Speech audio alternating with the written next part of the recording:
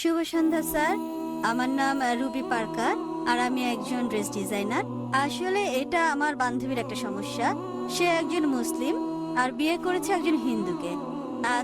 তবে সে ইসলাম পালন করে, আর তার স্বামী হিন্দু ধর্ম পালন করে। এখন সে এবং তার পরিবার বিষয়টাকে সহজভাবে নিতে পারছে না। তাই দয়া করে এ বিষয়ে কিছু বলবেন কি? কারণ সে এ ব্যাপারে দ্বিধাদ্বন্দ্বে আছে, আর ও লোকটাকে সে প্রচন্ড ভালোবাসে। প্রশ্নটা ঠিক করে বুঝছি না বোন। আপনি বললেন একজন মুসলিম মেয়ে হিন্দু ছেলেকে বিয়ে করেছে, আর সে ভালোবাসা ছাড়া কিছু বোঝে না, সে এখন কি করবে, এটাই কি প্রশ্ন বোন? হ্যাঁ, বিয়ে করেছে নাকি করেনি? বিয়ে করেছে, কোর্ট ম্যারেজ। Court marriage. বোন বললেন যে একজন মুসলিম মেয়ে হিন্দু ছেলেকে বিয়ে করেছে, সে ভালোবাসায় পাগল, কোর্ট ম্যারেজ, তার কি করা উচিত? কোরআন যা বলছে তা হচ্ছে সূরা বাকারা অধ্যায় 2 আয়াত 221, বলা হয়েছে যে মুশরিক নারীকে বিয়ে করো না, মূর্তি পূজারী নারীকে বিয়ে করো না যতক্ষণ না সে ঈমান আনে। বিশ্বাসী নারী যদি কৃতদাসীও হয়, অবিশ্বাসী নারীর চেয়ে সে অনেক উত্তম, যদিও সে তোমাকে মুগ্ধ করে।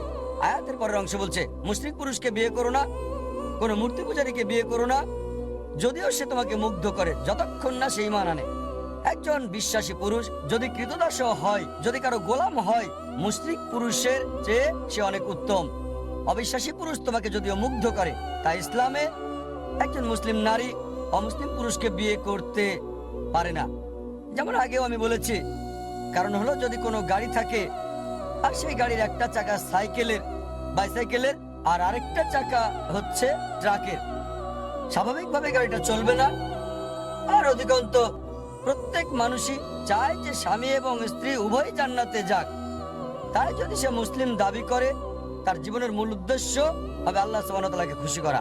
যেমন আমি বলেছি যে কোরআন বলছে সূরা নিসা অধ্যায় 4 আয়াত 48, সূরা নিসা অধ্যায় 4 আয়াত 116, আল্লাহ যে কোনো গুনাহ ক্ষমা করবেন, তবে শিরক করার গুনাহ, তার সাথে শরীক করার গুনাহ তিনি কখনোই ক্ষমা করবেন না। সুতরাং কিভাবে সে এমন জীবনের সঙ্গী বেছে নিতে পারে যার উদ্দেশ্যই ভিন্ন? তার মানে হতে পারে আপনি স্বার্থপর, আপনি জান্নাতে যেতে চান, জীবন সঙ্গী জান্নাতে যাক সেটা চান না। তাই যদি সত্যি সে স্বামীকে ভালোবাসে, আলটিমেটাম দিতে পারে এই অবস্থায় থাকো, জান্নাতে যেতে পারবে না, তাই আলটিমেটাম দেন, যদি আমাকে চাও ইসলাম গ্রহণ করো, তুমিও জান্নাতে যেতে পারবে। যদি ইসলাম গ্রহণ করো আমি তোমার সাথে আছি, অন্যথায় আমি তোমার সাথে নাই, যাতে করে এই দুনিয়ার সেরাটা পায় আর সেই পুরুষ উভয় জগতে সফল হতে পারে। আমার নাম প্রেম, পুরো নাম প্রেম মিশ্রা। আমি একজন অমুসলিম। আমার প্রশ্ন হলো স্যার, আসলে আমি ইসলাম গ্রহণ করতে চাই। এটা এটা এটা আমার প্রশ্ন, কোনো পক্ষপাতিত্ব করছি না, নিজ থেকেই প্রশ্নটা করছি, স্বাভাবিকভাবেই বলা যায় আমি ইসলাম গ্রহণ করতে চাই। তবে ভালো মুসলিম মানে কিভাবে, আসলে ভালো মুসলিম কে বা কারা, এই জন্য আসলে জানতে চাচ্ছি। ভাই যদি শুনতে ভুল না করে আপনি ইসলাম গ্রহণ করতে চান আর জানতে চান আসল মুসলিম কি, হ্যাঁ, কিভাবে ভালো মুসলিম হওয়া যায়। কিভাবে ভালো মুসলিম হবেন? ভাই ভালো মুসলিম হতে হলে, মুসলিম মানে যে নিজের ইচ্ছাকে আল্লাহর কাছে সমর্পণ করে। তাই যদি আপনার ইচ্ছাকে আল্লাহর কাছে সমর্পণ করেন আপনি মুসলিম। নিজের ইচ্ছাকে আল্লাহর কাছে সমর্পণের মানে আপনাকে মানতে হবে আল্লাহ এক, আল্লাহ ছাড়া আর কেউ ইবাদতের যোগ্য নাই। বিশ্বাস করতে হবে মুহাম্মদ ইসলাম সর্বশেষ এবং চূড়ান্ত নবী। আর যখন আপনি কোরআন পড়বেন, যা আমি আগে লেকচারে বলেছি, এটা সর্বশেষ এবং চূড়ান্ত নির্দেশিকা বই মানব জাতির জন্য। তাই যদি কোরআন পড়েন এবং আমল করেন, আল্লাহর নির্দেশ মেনে চলেন, যদি বিরত থাকেন যেগুলো আল্লাহ নিষেধ করেছেন সেগুলো থেকে, তাহলে আপনি একজন সত্যিকারের মুমিন হতে পারবেন। আর আরেকটা বিষয়, হুম। স্যার আমার সম্পূর্ণ পরিচয়টা কি বদলাতে হবে, যেটা আমার অমুসলিম অবস্থায় ছিল? আপনার নাম এটা বাধ্যতামূলক কিনা তিনি জিজ্ঞেস করছেন। নাম পরিবর্তন করা বাধ্যতামূলক কিনা মুসলিম হওয়ার পর? না, এটা বাধ্যতামূলক না, তবে চাইলে করতে পারেন। তাই নাম পরিবর্তনটা বাধ্যতামূলক না, যদি সেটা শিরকের সাথে যুক্ত না থাকে, যদি আপনার নামে কোনো শিরক না থাকে, কোনো মূর্তি পূজা ইত্যাদি। তবে যেটা হতে পারে, আপনার আগের নামও থাকতে পারে অথবা নতুন নাম নিতে পারেন। তবে মুসলিম হিসেবে যদি গর্ব করেন, আমি বলবো মুসলিম নাম রাখতে, যাতে লোকজন আপনাকে চিনতে পারে। যেমন কেউ ডাক্তার হলে তখন ক্রস চিহ্ন রাখে, মানুষকে জানাতে যে সে একজন ডাক্তার। একইভাবে বাধ্যতামূলক না যে নাম বদলাতেই হবে, তবে যদি বদলান সেটা উত্তম, মানুষ জানবে যে আপনি মুসলিম। আমার প্রশ্ন হচ্ছে, আপনি কি এখন ইসলাম গ্রহণ করবেন? জি স্যার। আপনি কি বিশ্বাস করেন আল্লাহ এক? হ্যাঁ। আপনি কি বিশ্বাস করেন মূর্তি পূজা নিষিদ্ধ? হ্যাঁ স্যার। আচ্ছা, আপনি কি বিশ্বাস করেন নবী মোহাম্মদ হলেন সর্বশেষ এবং চূড়ান্ত নবী? হ্যাঁ স্যার। কেউ কি আপনাকে ইসলাম গ্রহণ করতে বাধ্য না করেছে? স্যার, অবশ্যই না। কোন অর্থনৈতিক চাপ? না স্যার। কোন শারীরিক চাপ? না স্যার। কারণ কাউকে জোর করে ইসলাম ধর্ম গ্রহণ করানো ইসলাম ধর্মে এটা নিষিদ্ধ। কাউকে জোর করে ইসলাম গ্রহণ করানো ইসলাম ধর্মে এটা নিষিদ্ধ হওয়ার পাশাপাশি আমাদের দেশেও এটা নিষিদ্ধ। যে কোনো ধর্ম গ্রহণ করার জন্য বাধ্য করা নিষিদ্ধ, স্বেচ্ছায় হতে পারবে। যদি ইসলাম গ্রহণ করতে চান কেউ আপনাকে বাধা দিতে পারবে না, এমনকি রাষ্ট্রও পারবে না সেটা। তাই যদি ইসলাম গ্রহণ করতে চান আমি বলবো আমার সাথে বলেন, ঠিক আছে? ঠিক আছে স্যার। আশহাদু আল্লাহ ইলাহা ইল্লাল্লাহ ওয়া আশহাদু আন্না মুহাম্মাদান আবদুহু ওয়া রাসূলুহু। আমি সাক্ষ্য দিচ্ছি। আবার বলবেন স্যার? আমি সাক্ষ্য দিচ্ছি আমি সাক্ষ্য দিচ্ছি যে যে কোনো কোনো ঈশ্বর নেই ঈশ্বর নেই আল্লাহ ছাড়া, আল্লাহ ছাড়া, এবং এবং নবী মুহাম্মদ নবী মোহাম্মদ সাল্লাল্লাহু আলাইহি সাল্লাম সাল্লাল্লাহু আলাইহি সাল্লাম হলেন হলেন বান্দা বান্দা এবং রাসূল এবং রাসূল আল্লাহর। আল্লাহ। মাশাআল্লাহ, ভাই এখন মুসলিম। ধন্যবাদ। আমি আপনাকে মঞ্চে আহ্বান করছি কোরআনের একটা কপি নিয়ে যাওয়ার জন্য, যাতে ভালো আমলকারী মুসলিম হতে পারেন। সেজন্য কোরআনের একটা কপি উপহার দিতে চাচ্ছি। ভলান্টিয়ার ভাইদের অনুরোধ করব কোরআনের একটা কপি এখানে দিয়ে যেতে। ভাই আপনি মঞ্চে আসেন প্লিজ। আমি আপনাকে কোরআনের একটা অনুবাদ কপি দিতে চাই, যাতে আপনি একজন ভালো আমলকারী মুসলিম হতে পারেন। জাযাকাল্লাহ। আল্লাহ সুবহানাহু ওয়া তাআলার কাছে দোয়া করছি আল্লাহ যেন আপনার ইচ্ছাকে কবুল করেন, আপনাকে যেন জান্নাতে দেন ইনশাআল্লাহ। এই মাত্র ডাক্তার জাকির নায়েক এখানে এক বক্তৃতা রেখেছেন। এখানে যত লোক তার এই বক্তৃতা শোনার জন্য এসেছেন তাদের সবার জন্য আমি আল্লাহর কাছে প্রার্থনা করি যেন তাদের সকলের পরিবার পরিজন যেন সুখী থাকে। ঈশ্বর এখানে আছেন কেবলমাত্র ভালো কিছু করার জন্য, আর জাকির হোসেনও এখানে কেবলমাত্র ভালো কিছু করার জন্যই আছেন।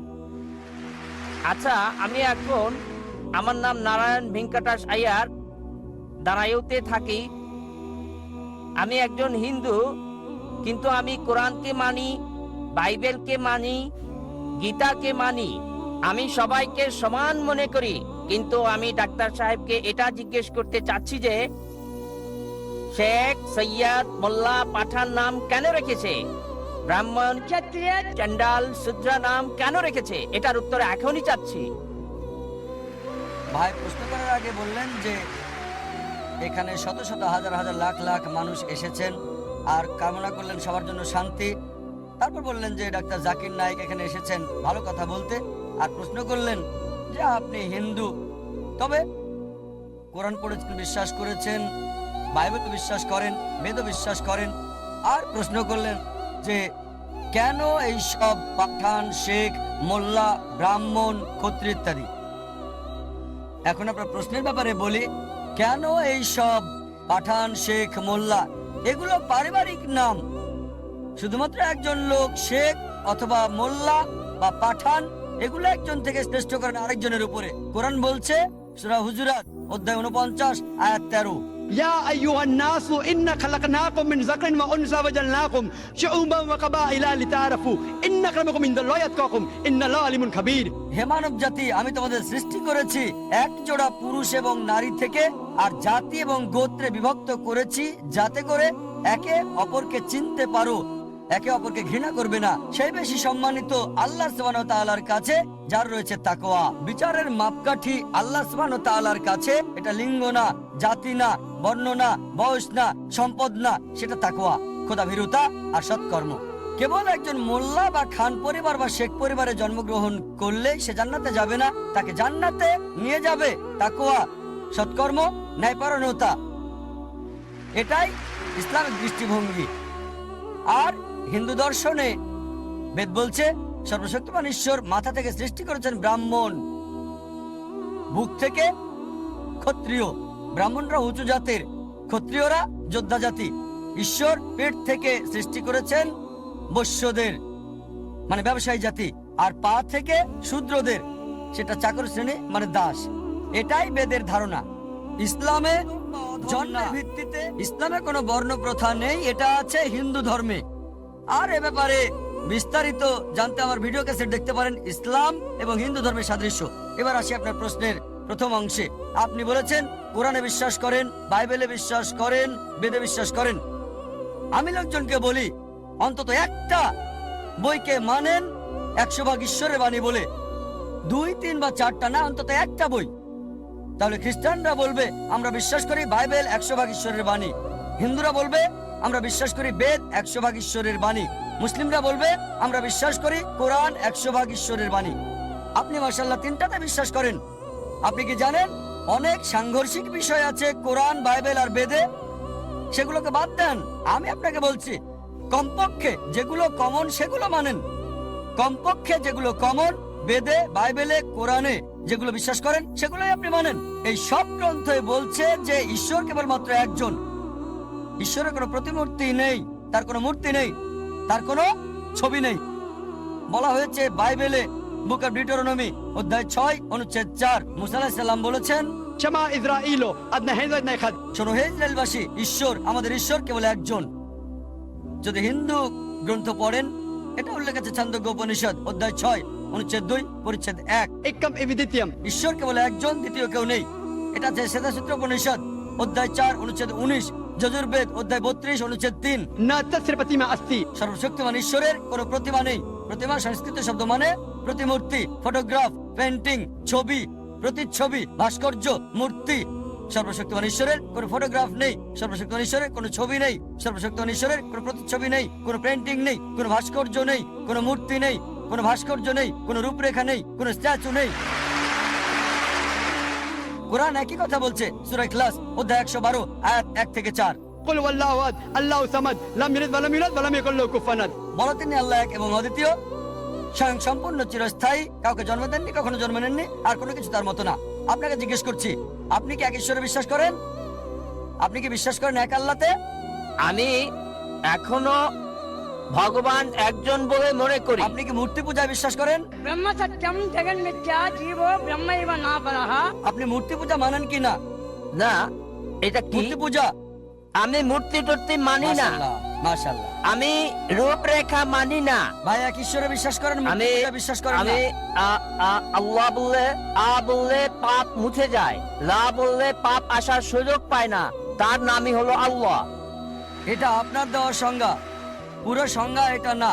রা বললে পাপ মুছে যায়, মা বললে পাপ আসার সুযোগ পায় না, তার নামই হলো রাম। রাম কোনো মানুষের নাম নয়, মানুষের আকার আকৃতি নয়, আকার আকৃতিওয়ালা কোনো কিছু ঈশ্বর নয়। ঈশ্বর শুধুমাত্র বিশ্বাস, আস্থা, এক সত্য।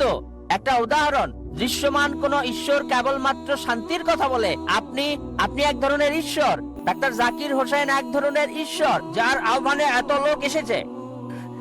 আপনি যা বললেন আপনার বেদে লেখা আছে, ঋগ্বেদ বুক নাম্বার 1 হিম নাম্বার 164 অনুচ্ছেদ 46, إكم ست विप्र बहुधा वेदान्ते ঈশ্বর এক, সত্য এক, তবে জ্ঞানীরা তাকে ডাকেন বিভিন্ন নামে। আপনি বললেন ডাক্তার জাকির নায়েক ঈশ্বর। ডাক্তার জাকির নায়েক ঈশ্বর না, ঈশ্বর হতেও পারবেন না। আমি ঈশ্বরের সৃষ্টি, আমি আল্লাহর বান্দা, আমি আব্দুল্লাহ, আমি আল্লাহ না। আপনি আমাকে আল্লাহ বললেন আর আমিও আল্লাহ হয়ে গেলাম। আপনার সাথে আমাকেও জাহান্নামের দিকে টানছেন। না, আমি আল্লাহ না, আমি আল্লাহর গোলাম, আমি আল্লাহর বান্দা। মানুষই আল্লাহ হতে পারে না, ভগবান হতে পারে না, ঈশ্বর হতে পারে না। এই তরিকায় রাম একজন ভালো মানুষ ছিল। আবার আপনি বলছেন সে অবতারও ছিল। অবতার মানে খোদা কর্তৃক প্রেরিত, কিন্তু খোদা না, খোদা প্রেরিত। আপনি আবার বলছেন যদি বলেন যে রাম হচ্ছে অবতার, অব এবং ত্রা মানে সর্বশক্তিমান ঈশ্বর প্রেরিত, এটা বললে আমার কোনো আপত্তি নেই। যদি বলেন রাম আল্লাহর নবী, হতেও পারে আবার নাও হতে পারে, কারণ আমাদের নবীজি মুহাম্মদ সাল্লাল্লাহু আলাইহি ওয়াসাল্লাম বলেছেন 1,24,000 নবী এই পৃথিবীতে এসেছেন। কোরআনে শুধু 25 জনের নাম উল্লেখ করা আছে। রাম হতে পারে ঈশ্বরের নবী, হতে পারে আবার নাও হতে পারে, নিশ্চিত বলতে পারি না। তবে রাম যদি নবী হয়েও থাকে, কৃষ্ণ যদি নবী হয়েও থাকে, তাকে পাঠানো হয়েছিল শুধু সেই সময়ের সেই লোকদের জন্য। এখন সমগ্র মানব জাতি, হোক সে ইন্ডিয়ার, হোক সে আমেরিকার, হোক কানাডা, হোক ইউকে, হোক সৌদি আরবে, তাদের মানতে হবে সর্বশেষ এবং চূড়ান্ত নবী মুহাম্মদ সাল্লাল্লাহু আলাইহি সাল্লামকে। সর্বশেষ এবং চূড়ান্ত নবী মুহাম্মদ সাল্লাল্লাহু আলাইহি ওয়াসাল্লাম, তার কথা কলকি পুরাণায় বলা হয়েছে। কলকি অবতার হিসেবে বলা হয়েছে তার মায়ের নাম হবে সুমতি মানে আমিনা, তার বাবার নাম হবে বিষ্ণু ইয়াস মানে আব্দুল্লাহ।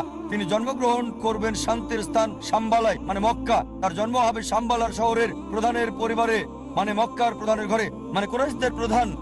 তার 4 জন সঙ্গী থাকবে, খুলাফায়ে রাশিদিনদের কথা বলা হচ্ছে। আর বলা যায় যদি সত্যি আপনার গ্রন্থে বিশ্বাস করেন, আপনাকে বিশ্বাস করতে হবে সর্বশেষ এবং চূড়ান্ত নবী মুহাম্মদ সাল্লাল্লাহু আলাইহি সাল্লাম সম্পর্কে। আপনি কি নবী মুহাম্মদকে বিশ্বাস করেন? আপনি কি নবীজি মুহাম্মদকে মানেন? আমি মানি। কোন নবীকে মানেন? আমি পয়গম্বরকে মানি। মুহাম্মদ সাল্লাল্লাহু আলাইহি সাল্লামকে কি মানেন? পয়গম্বর মানি। পয়গম্বর এক ধরনের একজন ঈশ্বর, কেননা এক ধরনের ঈশ্বর না, বলতে হবে ঈশ্বরের বার্তাবাহক। হ্যাঁ হ্যাঁ ঈশ্বর বললে তো সবই গেল, ঈশ্বর বললে সবই যাবে, ঈশ্বরের আমি- নবী বলতে হবে। আমি 2,63,00,000 বার রাম রাম রাম লিখেছি, কিন্তু এখনো পর্যন্ত রাম আমার কাছে আসেনি। কেন? ঠিক, ভাই বললেন যে তিনি লিখেছেন 20 মিলিয়ন বার রাম রাম রাম, কিন্তু রাম আসেনি এখনো তার কাছে। এজন্যই আমি আপনাকে বলছি, কেবল একজন স্রষ্টা আল্লাহ সুবহানাহু ওয়া তাআলাকে বিশ্বাস করেন এবং সকল নবী রাসূলগণকে বিশ্বাস করেন, অনুসরণ করেন সর্বশেষ এবং চূড়ান্ত নবী মুহাম্মদ সাল্লাল্লাহু আলাইহি সাল্লামকে। আশা করি। শুভ সন্ধ্যা স্যার। জীবনের উদ্দেশ্য নিয়ে বক্তব্য দেওয়ার জন্য ধন্যবাদ যা আজকে দিয়েছেন। কোরআন থেকে সূরা এবং আয়াতের উদ্ধৃতি দিয়েছেন। সূরা 17-88 বলেছে, যদি সব মানুষ এবং জিন একত্রিত হয় একটা কোরআন রচনা করতে, তারা তা করতে পারবে না। কিন্তু তাবারির ইতিহাসে ভলিউম 6 পৃষ্ঠা 107, ইবনে সাহাদ কিতাব আল তাবকাত আল কবির ভলিউম 1 অধ্যায় 1 এবং 2 পৃষ্ঠা 236 এবং 239, ইবনে ইসহাক সিরাত রাসূলুল্লাহ পৃষ্ঠা 165-167 বলেছে যে মুহাম্মদ শয়তান দ্বারা প্ররোচিত হয়েছিল এবং 3 জন দেবদেবীর পক্ষে কথা বলেছিল, আল্লাহ, আল উজ্জা এবং মান্নাত। বলেছে যে তাদের ইন্টারসেশন হয়েছে। তার কিছু সময় পর আরো ওহী পাওয়ার পর জিবরিল ফেরেশতার কাছ থেকে ওই আয়াতগুলো আল্লাহর নিকট থেকে না, বরং শয়তানের কাছ থেকে পাওয়া। আমার প্রশ্ন হলো, এই ঘটনার কয়েকটা প্রয়োগ এবং চ্যালেঞ্জ রয়েছে কোরআনের অনুরূপ সূরা আনতে। সূরা 17-88 ছিল আসলে শয়তানের কথা মুহাম্মদের সময়ের, ঠিক, যা পরবর্তীতে যেন প্রমাণ করে যে কোরআনের বাকি অংশ কি আল্লাহর পক্ষ থেকে এসেছে। ভাই আপনার নামটা কি? আমি ড্যানি, আমি একজন ছাত্র, আমি বইয়ে এসব পেয়েছি। ভাই ড্যানি দুটো সুন্দর প্রশ্ন করলেন আর উদ্ধৃতি দিলেন সূরা ইসরা অধ্যায় 17 আয়াত 88। বলা হচ্ছে যদি সব জিন আর মানুষ একত্রে চেষ্টা করে কোরআনের মতো আরেকটা তৈরি করতে, তারা তো করতে পারবে না। এটা আরো আছে সূরা তুর অধ্যায় 52 আয়াত 34। আপনাকে সাহায্য করছি, আরো রেফারেন্স দেব। আপনি বললেন আর তাবারির উদ্ধৃতি দিলেন যে কোরআনের এই আয়াত শয়তানের কাছ থেকে। আপনি ভুল পড়েছেন। এটা অভিযোগ করেছিল যে লোকজন বলতো কোরআনের এই কথা শয়তানের, আর সাথে সাথে ওহী নাজিল হলো। সূরা ওয়াকিয়া অধ্যায় 56 আয়াত 77 এবং 80 বলা হয়েছে যে এই কিতাব ভালোভাবে সুরক্ষিত, কেউ তাকে স্পর্শ করতে পারবে না একমাত্র পবিত্র ছাড়া। মহাবিশ্বের প্রভু এটাকে সুরক্ষিত করেছেন। এই আয়াত বলছে যে কেউই কোরআনকে স্পর্শ করতে পারে না লৌহে মাহফুজ, সুরক্ষিত অবস্থানে, মুতাহিরিন ছাড়া মানে ফেরেশতাগণ ছাড়া। তার মানে শয়তান কোরআনের ধারে কাছেও যেতে পারবে না। এটা ছিল মক্কার মুশরিকদের অভিযোগ আমাদের নবীজির প্রতি যে এটা শয়তানের কাজ। এর জবাবে অনেক আয়াতই কোরআনে আছে। সূরা নিসা অধ্যায় 4 আয়াত 82 কোরআন বলছে, أفلا يتدبرون القرآن ولو كان من عند غير الله لوجدوا فيه اختلافا كثيرا। তারা কি কোরআন নিয়ে ভেবে দেখে না যদি এটা আল্লাহ ছাড়া অন্য কারো নিকট থেকে আসতো তাতে অনেক অসঙ্গতি থাকতো। এছাড়াও ভাই আমাকে উত্তরটা শেষ করতে দেন। এটা ছাড়াও আপনি বলেছেন আল্লাহ চ্যালেঞ্জ দিয়েছেন যে যদি বলে এটা শয়তান হতে, সূরা তুর অধ্যায় 52 আয়াত 34 এবং সূরা ইসরা অধ্যায় 17 আয়াত 88, যদি সব মানুষ এবং জিন একত্রিত হয় তারা কোরআনের মতো একটা রচনা করতে পারবে না। আল্লাহ চ্যালেঞ্জটা সহজ করে দিলেন। আল্লাহ বলেন সূরা হুদ অধ্যায় 11 আয়াত 13, আপনাকে আরো তথ্য দিচ্ছি প্রশ্ন করার।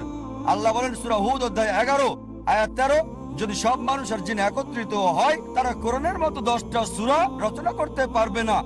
আল্লাহ চ্যালেঞ্জটা আরো সহজ করলেন। ভাই উত্তরটা শুনবেন কি শুনবেন না? সরি স্যার, প্লিজ বলুন। এছাড়াও বলা হয়েছে আল্লাহ চ্যালেঞ্জটাকে সহজ করে দিয়েছেন। আল্লাহ বলেন সূরা ইউনূস অধ্যায় 10 আয়াত নম্বর 38, যদি সব মানুষ এবং জিন একত্রিত হয় তারা কোরআনের মতো করে একটা সূরাও রচনা করতে পারবে না। আল্লাহ এটাকে আরো সহজ করে দিয়েছেন। সূরা বাকারা অধ্যায় 2 আয়াত 23 এবং 24 আল্লাহ বলেছেন যে وإن كنتم في ريب مما نزلنا على عبدنا فأتوا بسورة من مثله। যদি তোমরা সন্দেহ করো যা আমি আমার বান্দা নবী মুহাম্মদের উপর নাজিল করেছি সময়ে সময়ে, তাহলে একটা সূরা রচনা করো কিছুটা অনুরূপ। মিন মিসলি, একই রকম না, কিছুটা অনুরূপ। من مثلي وادعوا شهداءكم من دون الله إن كنتم صادقين। আর সাহায্যের জন্য ডাকো এবং সাক্ষী রাখো আল্লাহ ছাড়া যে কাউকে, যদি তোমরা সত্যবাদী হও। فإن لم تفعلوا আর যদি তা না পারো, ولن تفعلوا নিশ্চিত যে তোমরা তা পারবে না, فاتقوا النار التي وقودها الناس والحجارة أعدت للكافرين। তাহলে ভয় করো সে আগুনকে যার জ্বালানি হবে মানুষ এবং পাথর, যার সত্য প্রত্যাখ্যানকারীদের জন্য প্রস্তুত করা হয়েছে। এটা চ্যালেঞ্জ, একটা সব সময়ের জন্য চ্যালেঞ্জ। অনেকে চেষ্টা করেছে কোরআনের মতো সূরা রচনা করতে, আর তারা চরমভাবে ব্যর্থ হয়েছে। কোরআনের ভাষা ছিল আল্লাহর পক্ষ হতে আর পবিত্র, লোকে চেষ্টা করে পারেনি। কোরআন নাজিলের সময় আরবি ছিল সেরা ভাষা, সর্বোচ্চ অবস্থানে ছিল। আরবরা তাদের ভাষা নিয়ে গর্ব করত। আল্লাহ বলেন তোমাদের ভাষা দিয়েই এই কোরআন নাজিল করেছি, চেষ্টা করে একটা সূরা রচনা করো। কিছুটা এমন, পুরোপুরি না। কিছু সূরা আছে একটা সূরার 3টা আয়াত, বড় জোর 10টা শব্দ। অনেকে চেষ্টা করেছে, চরমভাবে ব্যর্থ হয়েছে। যদি মনে করেন এটা আল্লাহ ছাড়া অন্য কারো কাছ থেকে চেষ্টা করেন একটা সূরা রচনা করতে, এটা চ্যালেঞ্জ, কখনোই কেউ পারে নাই, আপনিও পারবেন না। আশা করি উত্তরটা পেয়েছেন। Thank you. আমার নাম ভাগ্যলক্ষ্মী। আমি একজন হিন্দু, আর এখন আমি ইসলাম ধর্ম গ্রহণ করতে চাই।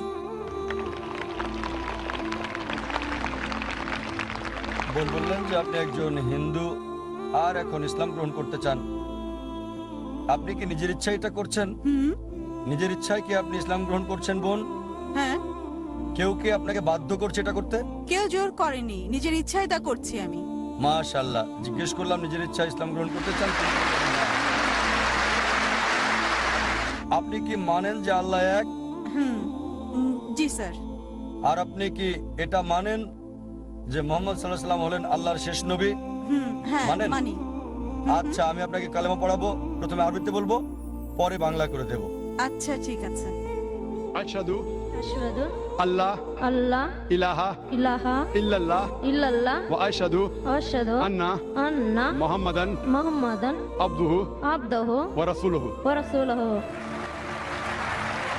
আমি সাক্ষ্য দিচ্ছি আমি সাক্ষ্য দিচ্ছি যে যে আল্লাহ ছাড়া আল্লাহ ছাড়া কোনো মাবুদ কোনো মাবুদ নাই, নাই, আর আর মুহাম্মদ মুহাম্মদ সাল্লাল্লাহু সাল্লাল্লাহু আলাইহি ওয়াসাল্লাম তার তার বান্দা বান্দা এবং রাসূল। এবং রাসূল। মাশাআল্লাহ বোন, আপনি এখন মুসলমান হয়েছেন।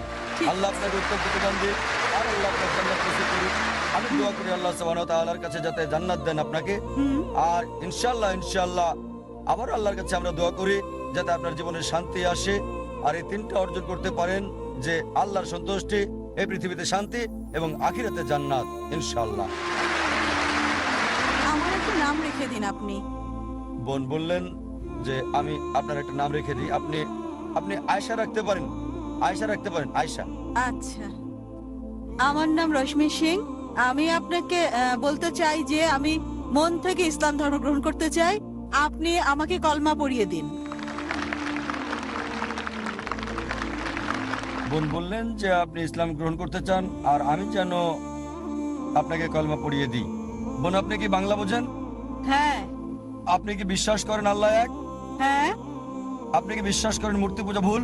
জি স্যার। আপনি কি বিশ্বাস করেন নবী মুহাম্মদ সাল্লাল্লাহু আলাইহি সাল্লাম হলেন আল্লাহর শেষ নবী? হ্যাঁ। কেউ কি আপনাকে ইসলাম গ্রহণ করতে বাধ্য করছে? না। কোনো অর্থনৈতিক চাপ? না। কোনো শারীরিক চাপ? না।